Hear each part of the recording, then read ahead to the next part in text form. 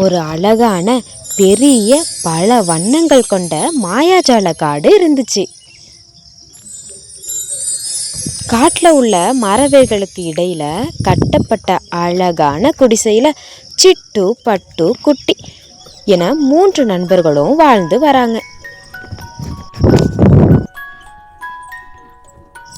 பட்டு ரஸ்பெரி பழங்களை சாப்பிட்டுட்டு இருந்துச்சு. சிட்டு உயரத்தில் பறந்து பாட்டு பாடிட்டு இருந்துச்சு. குட்டி மண்ணை தோண்டி விளையாடிட்டு இருந்துச்சு. இப்படி 3 பேரும் அழகான வாழ்க்கையை வாழ்ந்துட்டு வராங்க.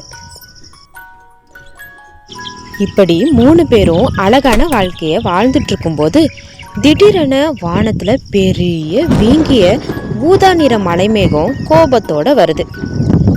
அது இடி போன்ற குரலில், இந்த குடிசை எனக்கு வேணும், நான் இந்த இடத்தை வெள்ளத்துல மூழ்கடிக்க போறேன் என்று சத்தமா மிரட்டுச்சு. பட்டுவும் குட்டியும் பயந்து போறாங்க. அந்த நேரத்துல பயப்படாம சிட்டு வேகமாக பறந்து போய் காட்டிலேயே எந்த திசையில பலமா காத்து வீசுதுன்னு பார்த்துட்டு வந்துச்சு. பட்டுவும் குட்டியும் ஆச்சரியத்தோட சிட்டுவை பார்க்குறாங்க.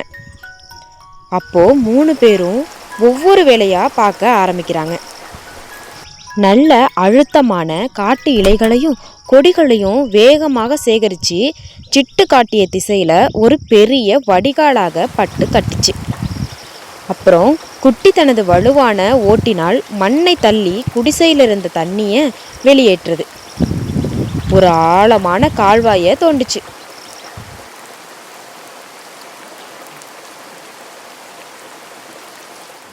போட்டி மேகத்துக்கு கோபம் அதிகமாகி இன்னும் அதிகமான மழையை பொழிய செய்துச்சு.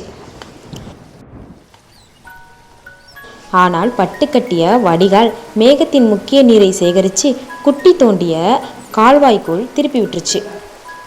இதனால மழை தண்ணி குடிசையை தொடாமல் வெளியேறிச்சு. இதையெல்லாம் பார்த்த போட்டி மேகம் திகைத்து போய் தனது தோல்வியை ஒப்புக்கொண்டு மெல்ல விலகி ஓடி போச்சு. 3 பேரும் வெற்றியடைந்த சந்தோஷத்துல கட்டி அணைச்சிக்கிறாங்க.